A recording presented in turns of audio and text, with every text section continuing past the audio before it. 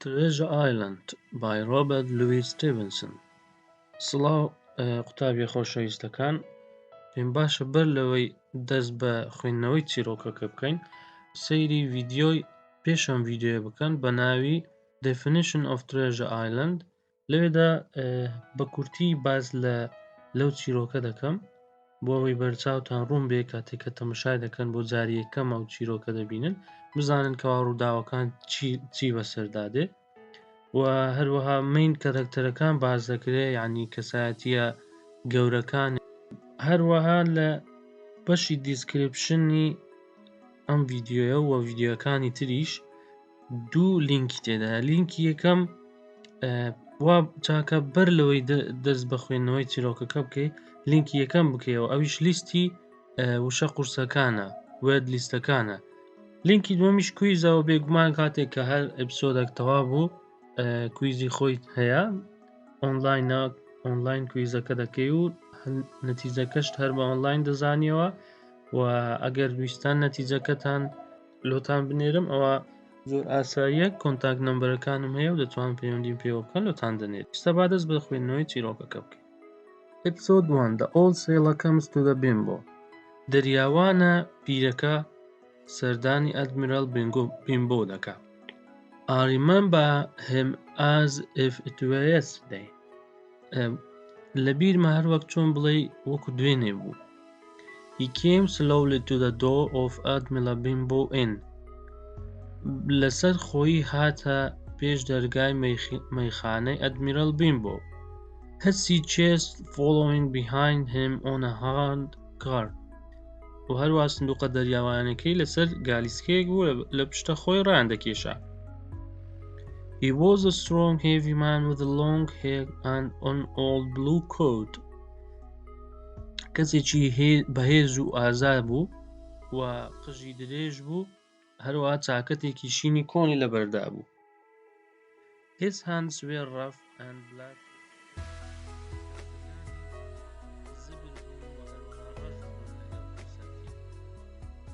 And he had a long scar from a sword across one cheek. هەروەها شوێن برینی شمشێرێکی درێژ لە سەیەکێک لە ڕوومەتەکانی هەبوو. He knocked on the inn door, and when my father opened the door, called roughly for a glass of rum. لە دەرگای مەیخانەیدا وە کاتێک باوکم دەرگای لێ کردەوە، هاتە ژوورەوە بە تووڕەییەوە داوای گلاسێک شەرابی ڕەمی کرد. This is a pleasant quiet bay for an inn, he said, and looked slowly round him at the cliffs and our inn. لەسەر خۆ سەیرێکی ناو مەیخانە و هەروەها دەرەوە و گردەکانی دەوروبەری کرد و وتی ئێرە شوێنێکی خۆشە، خۆش و بێدەنگا لە مەیخانە. Here, mate, he cried to the man in the handcart. How would you get me to choose to sign?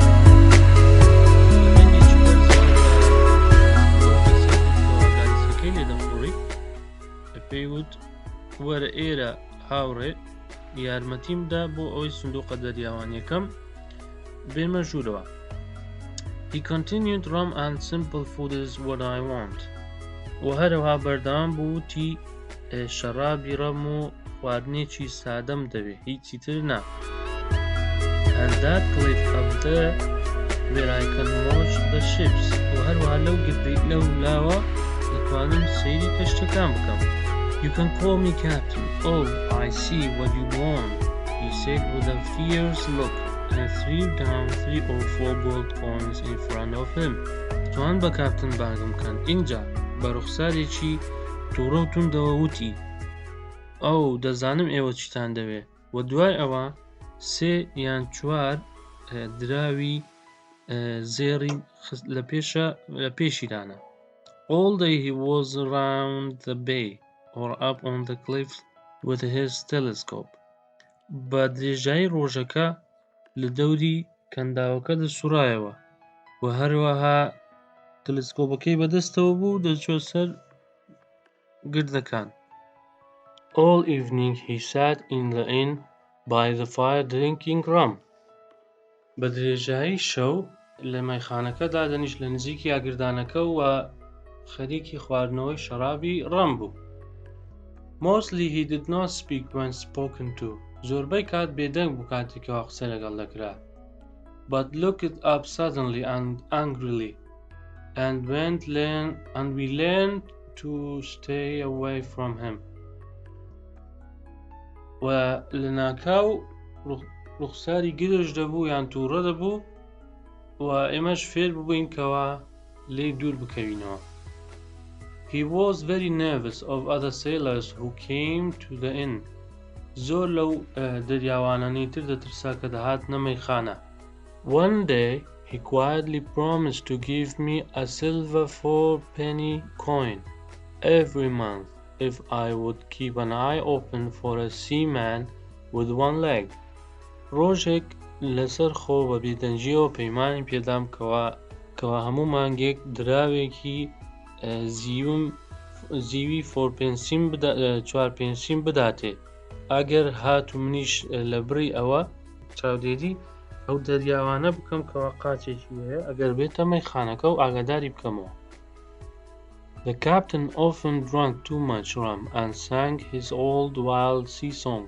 کاپتن زۆربەی کات سەرخۆش بوو و بڕێکی زۆر شەرابی ڕەمی دەخواردەوە و هەروە گۆرانێکی خۆی دەوتەوە گۆرانی کۆنەکەی.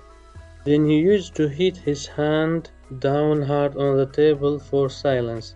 دوای ئەوە بە توندی لە مێزەکەی دەدا و ئەوەش نیشانەی ئەوەی بوو کەوا بێدەنگ بین. Before telling his frightened stories of the sea. پێش ئەوەی دەست بە گێڕانەوەی چیڕۆکە ترسناکەکانی دەریا بکات. They were about hanging storms at sea and terrible crimes. چیرۆکەکان دەربارەی چ بوون؟ دەربارەی ئەم سێشتە بوون. لە سێدارەدان، ڕەشەبا لە دەریا و هەروەها تاوانە ترسناکەکان. During the months that the old sailor stayed with us, my father became very ill. لەو چەند مانگەی کەوا دەریاوانە پیرەکە لە لامان مایەوە باوکم زۆر نەخۆش کەوتبوو. One day Dr. Livesey came to see him, and before he left, the smart bright doctor sat in the same room as our dirty, heavy sailor who suddenly started his usual song. ڕۆژێکیان دکتۆر لیڤەسی هاتبوو بۆ سەردانی باوکم و پێش ئەوەی بڕوا دکتۆرە زیرەک و کەشخەکە با بڵێن لە هەمان ژوور دانیشت بوو کەوا دەریاوانە پیس و چەپەڵەکەی لێ دانیشت بوو و لە ناکاو دەریاوانەکە دەستی بە گۆرانیەکەی خۆی کرد. 50 men on the dead man's chest, yo ho ho and a bottle of rum. 15 پیاوە لەسەر سندوقی پیاوە مردووەکە، yo ho ho و بوتڵێک شەرابی ڕەم. با بخۆینەوە و شەیتان لەگەڵ ئەوانی تردا بێت، yo ho و بوتڵێک شەرابی ڕەم. Later on, he banged his hand on the table, which we all knew was a call for silence. دوای ئەوە بە توندی لە مێزەکەیدا کە ئێمە هەموو زانیمان مەبەستی ئەوەیە کەوا بێدەنگ بین. Everyone apart from Dr. Livesey stopped talking. هەموومان جگە لە دکتۆر لیڤەسی بێدەنگ بووین. A few moments later, the captain said, "Silence." دوای ماوەیەک کاپتن وتی بێدەنگ بن.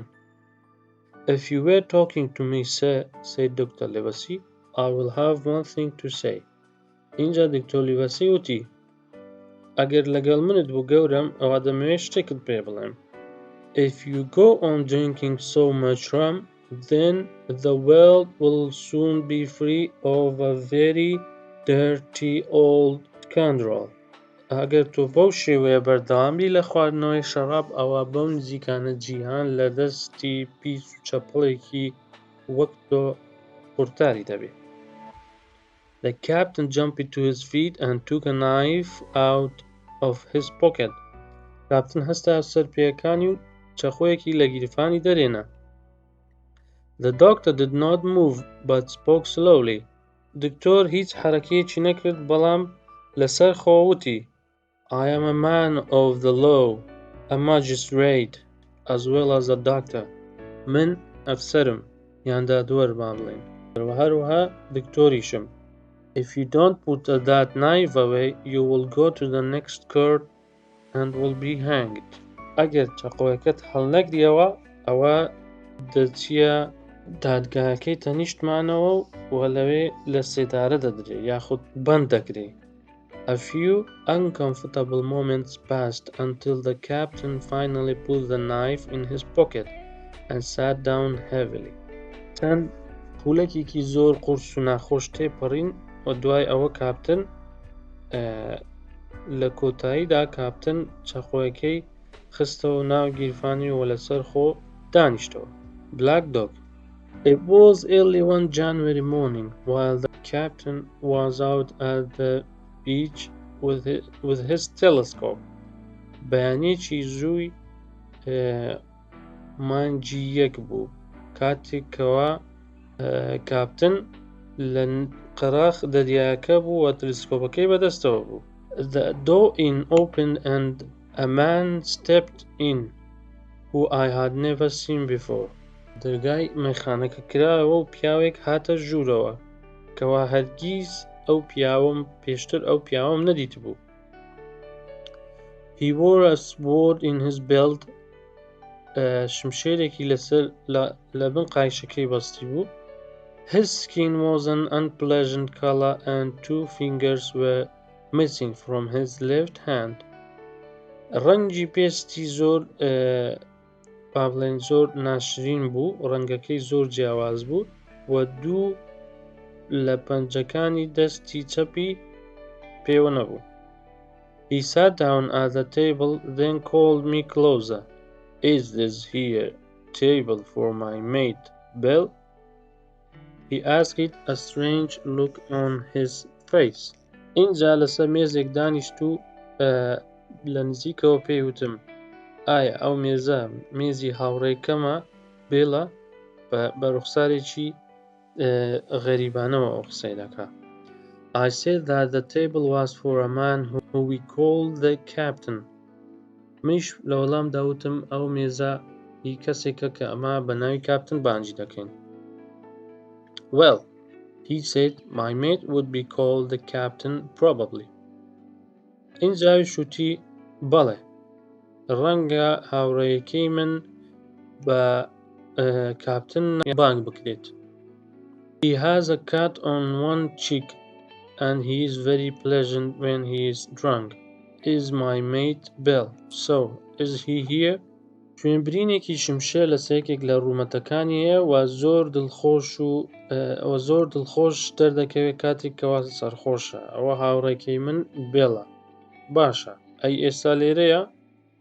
I told him he was out walking. پێم وت کەوا لە دەرەوەی و پیاسە دەکا. Well, he replied, you and me will just get behind the door and we will give Bill a little surprise. باشە ئێمە هەردووکمان لە پشتی ئەو دەرگایە خۆمان دەشارینەوە و سوپرایزێکی لە بۆ دەکەین. He made me hide and I became very worried when I saw him take out his sword. منی لە پشتە خۆی شاردەوە بەڵام منیش زۆر دوودڵ و خەلق بووم یان ترسام کاتێک کەوا دیتم شمشێرەکەی دەرێنە. At last the captain came in and walked towards his breakfast table. Bill, said the stranger. لە کۆتاییدا کاپتن هاتە ژوورەوە و بەرە ئەو مێزە ڕۆشت کەوا نانی بەیانی لەسەر بخوات. کەسە بێگانەکە پێیوت Bill بانگی کرد پێیوت Bill. The captain turned to face us. His face turned white. کاپتن ڕووی لە ئێمە کرد و دوای ئەوە ڕەنگی سپی هەڵگەڕا. Come Bill, you know me, your old shipmate, surely, said the man. پیاوەکە وتی وەرە Bill تۆ باش دەمناسیتەوە من هاوڕێ دەریاوانیە کۆنەکەتم. The captain's eyes opened wide and he said, Black Dog? کاپتن چاوەکانی زەق بوون و وتی Black dog? That's right, Black dog.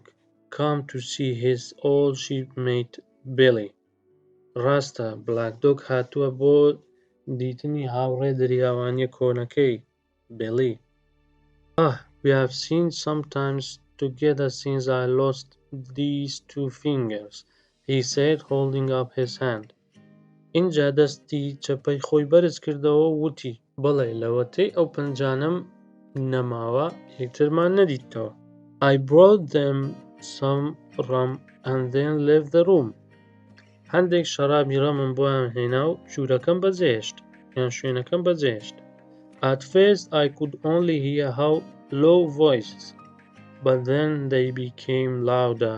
لە سەرەتادا گوێم لێ بوو کەوا لەسەر خۆ قسەیان دەکرد بەڵام سەبر تۆزە دەنگەکە بەرز دەبوویەوە. Then all of a sudden there was a loud swearing and I hear something crash to the floor. دوای ئەوە لە ناکاو گوێم لە گوێندان و شکانی شتەکان بوو لەسەر زەویەکە.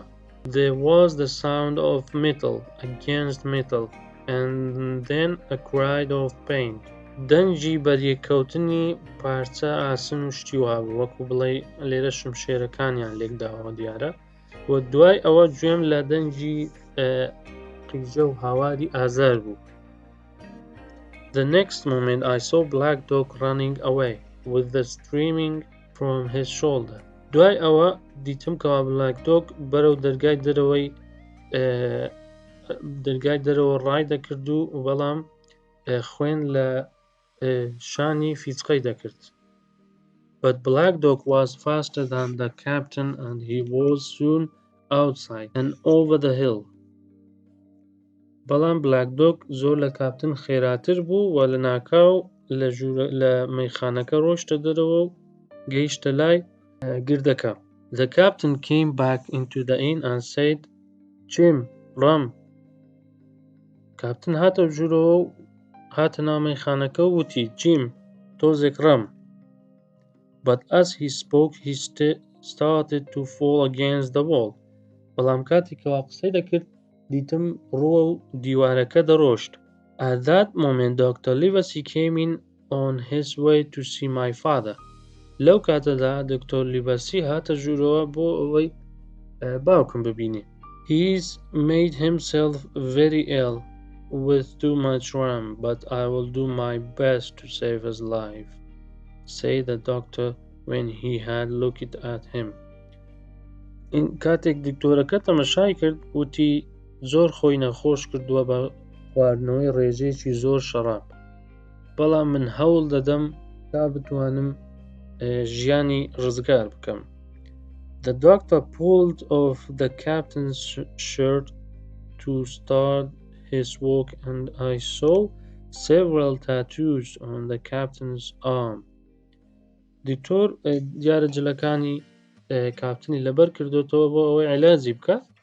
اینجا دەڵێ من کۆمەڵێک تاتوم دیت لەسەر شانی یان قۆڵی کاپتن. They read he is like a fair wind and Billy Bones. نووسرا بوون بەخت لێرەیە یان ئاوهەوایەکی خۆش و Billy Bones. It was some time later before the captain opened his eyes. تۆزێکی پێچوو اینجا کاپتن چاوەکانی کردەوە. Rum, he repeated. I have to get away from here. تۆزێک ڕەمم دەوێ و دووبارەی دەکردەوە ڕەم و دەبێ من لێرە بڕۆم.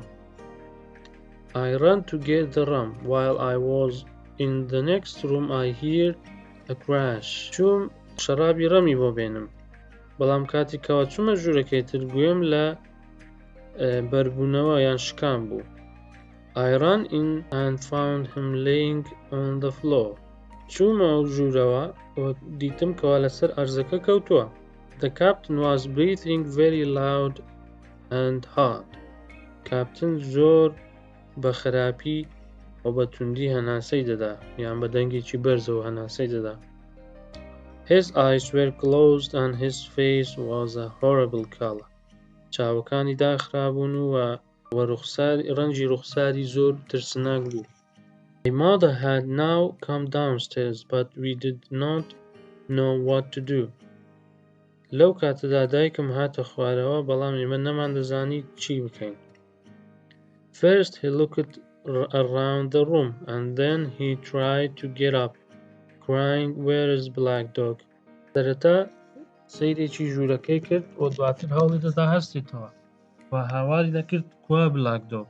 "There's no Black Dog here," replied the doctor. دکتۆر وتی Black Dog لێرە نییە. "You have been drinking rum and you have had a stroke." تۆ زۆر شەرابی ڕەمت خواردۆتەوە و ئێستا تووشی سەکتە بووی. "Now, what I have to say to you is this. One glass of rum won't kill you." و ئێستا دەمەوێت ئەوەت پێ بڵێم کەوا یەک گلاس ڕەم ناتکوژێت. "But if you take one, you will take another." بەڵام ئەگەر توێکت خواردەوە ئەوە یەکی دریشی بە دوادە دەخۆیەوە. "And if you don't stop, you will die." ئەگەر تۆ بەردەوام بووی ئەوە دەمری. "Come on now, I will help you to your bed." ئێستا منیش یارمەتی دەدەم بۆ ئەوەی بچێ سەر جێگاکەت. He managed to get him upstairs and onto his bed. بە هەر شێوەیەک بێ هەوڵماندا کەوابی بینە سەرەوە لەسەر جێگای خەوتن پاڵکەوێ. "He should lie in bed for a week," said the doctor as soon as we had closed the door. دکتۆر وتی پێویستە بۆ ماوەی هەفتەیەک ڕاکشێ لەسەر جێگا ڕاکشێت و دوای ماوەیەکی کەم مەیخانەکەمان داخست. "That's the best thing for him. And you." ئەوە باشترین شتە بۆ ئەو و بۆ ئێوەش. "But another stroke would finish him off." بەڵام سەکتەیەکی تر یان جەڵتەیەکی تر لێیدا ئەوە ئەم جاریان نەجاتی نابێ و دەمرێت. "The black spot" واتە خاڵە ڕەشەکە. "At about midday I went to see the captain. Seemed both weak and excited." لە ناوەڕاستی ڕۆژدا چوون بۆ ئەوەی کاپتن ببینم. کاپتن زۆر لاواز و ڕژاو دیار بوو. "Jim," he said, "every month I have given you a silver fourpenny." اینجا وتی "Jim, من هەر مانگێک دراوێکی فۆرپێنسیم پێت داوە. "You'll bring me a little drink of rum now, won't you?" ئێستا تۆ بڕێک شەرابی ڕەمم بۆ دێنی وانییە؟ "The doctor," I began. دەستم بە قسەکردن کرد و وتم دکتۆر یەکسەر لێرە قەتعی دەکا. He started to swear and then said, "What does that doctor know about life at sea?" اینجا دەستی بە جوێندا کرد و وتی دکتۆر چ شتێک دەربارەی ژیانی دەریا دەزانێت؟ "I have lived on rum. I tell you, your doctor said himself, one glass wouldn't hurt me." من لەسەر شەرابی ڕەم ژیاوم و دەمەوێت پێت بڵێم دکتۆر بەخۆی وتی کەوا گلاسێک ڕەم ئازارم نادا یاخود نامکوژێت. "I'll give you a golden guinea for some, Jim." بە منی وت یەک جونەیەی زێڕت دەدەمێ بۆ تۆزێک شەراب Jim. "I want what you owe my father, that's all," I said, for he had been very slow to pay us. منیش لە وەڵامدا پێم وت تەنها ئەوەم دەوێتەوە تۆ قەرزاری باوکمی هیچ تر نا. "I will get you one glass and no more." یەک گلاست بۆ دێنم و زیاتر لەوە نا. When I brought it to him, he took it quickly and drank it down. کاتێکەوە بۆم هینا بە خێرایی بردی و خواردیەوە. "I," he said, "that's better. How long do I have to lie here?" وتی ئێستا باشتر بووم. "باشە من بۆ ماوەی چەند پێویستە لێرە بمینێمەوە؟" "A week at least," I said. من وتم بەلایەنی کەمەوە یەک هەفتە. "I can't do that," he cried. هاواری کرد و وتی من ناتوانم ئەوەندە چاوەڕێ بکەم. But he was too weak to get up and he lay back for a while in silence. بەڵام زۆر لاواز بوو و نەیدەتوانی هەستێتەوە و دووبارە ڕاکشایەوە لەناو جێیەکانی بەبێ دەنجی. Jim, he said after a time, it's my old sea chest they want. وتی دوای ماوەیەک وتی جیم ئەوانە سندوقە دەریای کۆنەکەی منیان دەوێت. If I can't get away, you go to, well, yes, you go to the doctor. بەڵام ئەگەر من نەمتوانی ئەوە تۆ بڕۆ، بەڵێ تۆ بڕۆ لای دکتۆر. Tell him to bring the magistrates here to the Admiral Benbow to get all of the Flint's crew, all of them that's left. لێردا دەڵێ بڕۆ بانگی دکتۆر بکە و پێی بڵێ بە هەموو ئەفسەر و دادوەرەکان بێنێتە لای ئەدمیرال بێنبۆ بۆ ئەوەی تەواوی دەستە و تاخمی فلنت بگرێت کە لە هەمویاندا تەنها ئەوەندەی لێما. I was Flint's first mate and I am the only one that knows the place. من تاکە هاوڕێی فلنت بووم و تاکە شەخص بووم کەوا دەمزانی شوێنەکەی لە چێندەرا. He gave it to me when he was dying. بەر لەوەی بمرێتن فلنت ئەوەی پێدام. But don't tell the doctor unless they get the black spot on me, or unless you see that black dog or the sailor with one leg. بەڵام ئەو شتە بە دکتۆر مەڵێ تا ئەو کاتێکەوە دێن بە شوێنمان، یاخود ئەو کاتێکەوە بلاک دۆگ دەبینی یان کاتێک کە دەریاوانەکە دەبینی کەوا یەک قاچی پێوەیە. But what is the black spot, Captain? I asked. بەڵام ئەی خاڵە ڕەشەکە چییە، Captain? That's a sort of warning, mate. ئەوە جۆرێکە لە ئاگادارکردنەوە هاوڕێ. If I get the black spot, it means they are coming to get me and what I have got. ئەگەر من خاڵی ڕەشەکەم هەبوو ئەوە مانای ئەوەیە کە ئەوانەی هەمە بە شوێن من و ئەو شتادێن. Keep your eyes open, Jim, and I will give you half of everything, I promise you. چاوەکانت بکەوە جیم و منیش پەیمانت پێ دەدەم کەوە نیوەی لەو شتانی هەمە بیانت دەمێ. What I would have done if everything had gone well, I don't know. باش ئەی چیم دەکرد ئەگەر هەموو شتێک بڕۆیشت بە، ڕاستی نازانم چیم دەکرد. But my poor father died quite suddenly that evening. بەڵام لە ناکاو باوکم کۆچی دوایی کرد. All of the neighbors came to visit and there was a lot of arrange, so I was too busy and upset to think of the captain. تەواوی جیرانەکان هاتبوون بۆ سەردانی ئێمە و زۆر شت هەبوو کەوا دەبایە من ڕێکیان بخەم و زۆر سەرقاڵ بووم بۆ ئەوەی بزانم بۆ ئەوەی چاودێری کاپتن بکەم.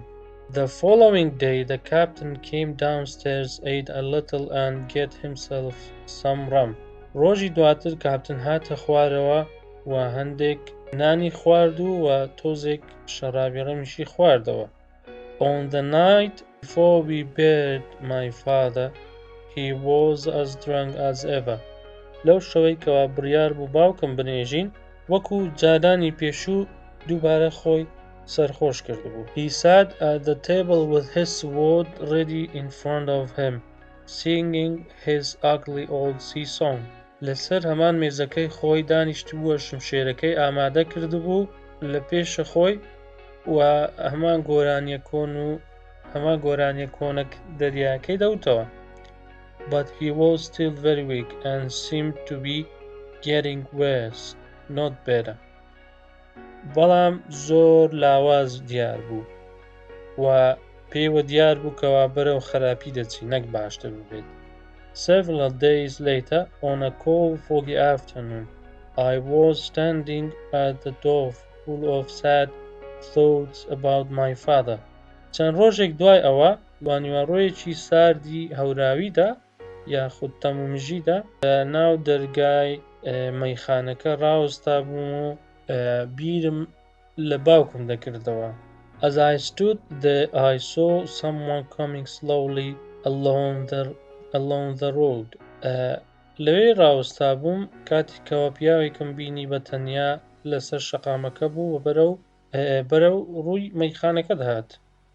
The man was blind. He was walking along tapping a stick in front of him. پیاوێکی کوێر بوو و بە تەنیا دەهات و دارشەقەکەی لە پێشە خۆی تەپەتەپی دارشەقەکەی لە پێش دەهات کەوا لە پێشە خۆ لە ئەرزەکەی دەدا. He wore a cloth over his eyes and nose and was bent over. پارچەی قوماشی لە دەوری چاو و لوتی لولدا بوو. I had never in my life seen such a terrible look. من لە ژیانمدا کەسێکی ترسناکی لەو شێوەیەم نەدیدم. He stopped a little way from the inn and he said in a loud voice. لە نزیکی مەیخانەکە ڕاوەستا و بە دەنگێکی بەرزەوە وتی. Well, any good man tell a poor blind man where he is? ئایا هیچ کەسێک پیاو چاکێک هەیە پێم بڵێکەوە ئەم پیاوە کوێرە فەقیرە لەکوێیە؟ مەبەستی ئەوەی بووکەوە خۆی لەکوێیە. You are at the Admiral Bimbo, I replied. منیش پێم وت تۆ لە ئەدمیرال بیمبۆی. Give me your hand, young friend, and lead me in, he said. دەستەکانم بگرە و ئینجاویش وتی دەستەکانم بگرە و بم بە ژوورەوە ئەی کوڕە گەنج. I held out my hand and the horrible man held it hard. دەستەکانم دەرهێنا و ئەویش زۆر بە توندی دەستی منی گرت. He pulled me up close to him and said, Now boy, take me into the captain. منی لە خۆی نزیک کردەوە و پێوتم هەر ئێستا کوڕە بم بەلای کاپتن. Sir, I said, I can't. The captain is not what he used to be. He sits with his sword ready. گەورم منی شوتم گەورم کاپتن جارێ ئامادە نییە ناتوانێت بتبینی و لە ژوورەوە دانیشتووە و شمشێرەکەی بەدەستەوە و شمشێرەکەی ئامادەیە. Take me in or I will break your arm, he said and pulled my arm roughly. دەستەکانمی زۆر بە توندی ڕاکێشا و وتی بم بە ژوورەوە یان ئەوە تا دەستت دەشکێنم. It was the hardest, coldest voice I had ever heard. سارترین دەنگ بووکەوە لە ژیانمدا گوێم لێ بووبێت. I was so frightened that I led him into the room where the captain was sitting. زۆر ترسام کەوە بیبەمە ئەو شوێنەی کەوە کاپتن لێی دانیشتووە. The poor captain lifted his head and it was easy to see that he was very frightened. کاپتن سەری بەرز کردەوە و زۆر بە ئاسانی پێوە دیار. Say the man, hold out your left hand. اینجا لەو کاتەدا پیاوەکە پێیوت بڵ لە شوێنی خۆت بمینەوە و دەستی چەپت بێنە دەرەوە. Boy, take his left hand and bring it near my right hand. کوڕەکە تۆش دەستی چەپی ئەو بگرە و بێنە لای دەستە ڕاستی من. We both did what we were taught, and I saw him put something into the captain's hand, which quickly closed it. ئێمە هەردووکمان ئەوەمان کرد کەوا کاپتن کەوا ئەو کابرایە داوای لێ کرد. من دیتم کەوا شتێکی خستە ناو دەستی کاپتن و بە خێرایی دەستی داخست. The blind man suddenly went out of the door. پیاوە کوێرەکە لە ناکاو لە دەرگا ڕۆیشتە دەرەوە. I stood without moving and heard his stick go tapping down the street. من ڕاوستا بووم و هیچ جوڵەیەکم نەدەکرد وە گوێم لە دەنجی دارشەقەی پیاوەکە بوو کەوا دەنجی تەپەتەپەکەی دەهات کاتێکەوە لە شقامەکەی دەدا. The captain looked down into his hand. Captain سەیری دەستی کرد. 10 o'clock, he cried. I have got 6 hours, he said and tried to stand up. اینجا وتی کاتژمێردا هێشتا من تەنها 6 کاتژمێرم ماوە. اینجا لەو کاتەدا هەوڵیدا هەستیتەوە. But he suddenly put his hand to his neck and then with a strange sound fell face first onto the floor. بەڵام لە ناکاو دەستی لە ملیدا و دوای ئەوە بە دەنگێکی سەیرەوە ڕوو کەوتە سەر زەوی. I shouted to my mother, but it was too late. The captain was dead. هاوارم کرد بە دایکم، بەڵام زۆر دەرەنگ بوو چونکە کاپتن کۆچی دوایی کردم.